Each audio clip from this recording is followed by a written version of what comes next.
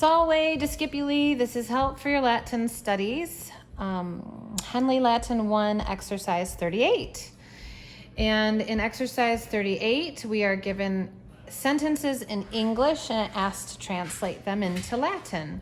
Again, we've been working with appositives, which you will remember appositives have to agree in number and case with the noun that they are partnered with.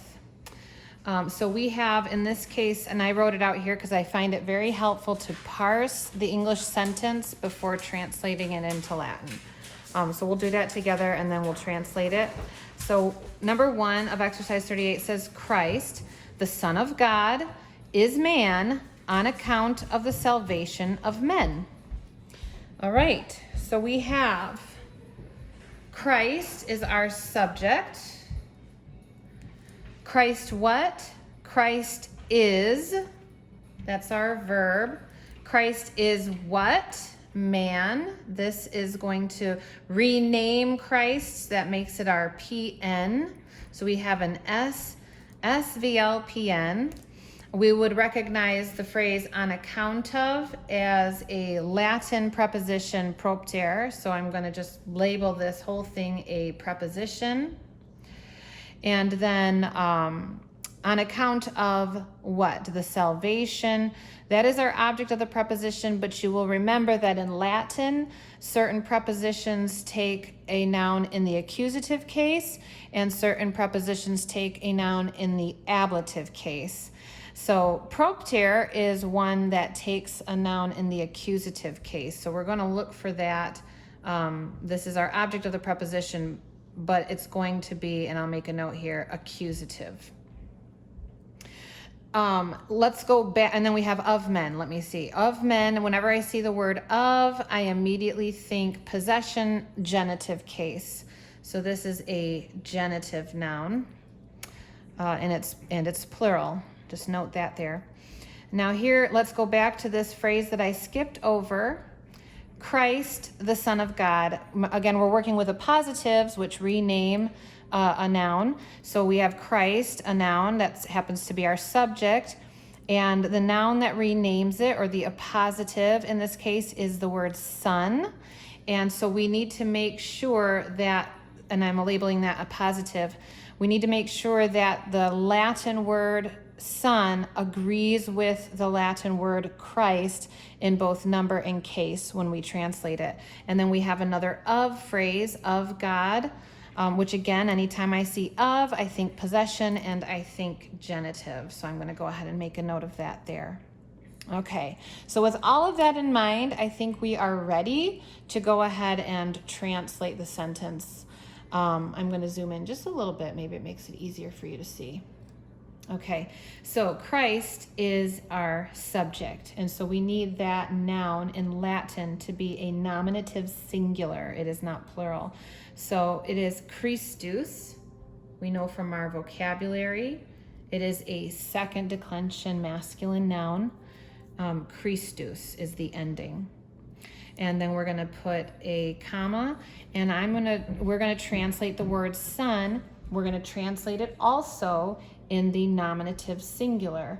Now, please note that sometimes that means the endings will be exactly the same, but sometimes they won't because the nouns might be from a different declension family. In this case, filius, filii is in the same declension as Christus, Christi. And so I can simply use the same ending for my appositive, filius. And I apologize, I cannot remember if it's 1 or 2 L's. I'm going to leave it as it is, but double check my spelling of the word filius. Okay, so Christus, filius, and then I have this phrase of God. So we need to take the word God and put it in the genitive singular. Again, that word is a second declension masculine noun, Deus, Dei, and our genitive singular is Dei. So Dei, Christ, the Son of God, is man. So our word for is, he, she, it is, we know from our sum chant, the being verbs, In this case, he is est. And then my word for man is a predicate nominative in English. The predicate nominative also takes a nominative case, and man happens to be singular. So I want the singular nominative of the word man, which we know from our vocabulary is homo. And then we can go on with our preposition on account of, which is propter. On account of what? The salvation. Again, propter is a preposition that takes a noun in the accusative case. So I want to look at my word for salvation, which is new vocabulary. It is salus, salutis. That is ending in the genitive singular tells me it's a third declension noun.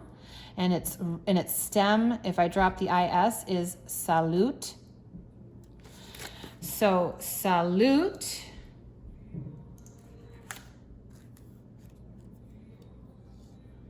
is. Salvation. I need the accusative. It's singular accusative in my third declension. Okay, singular accusative, em, salutem. Okay, now we're in business. Propter salutem.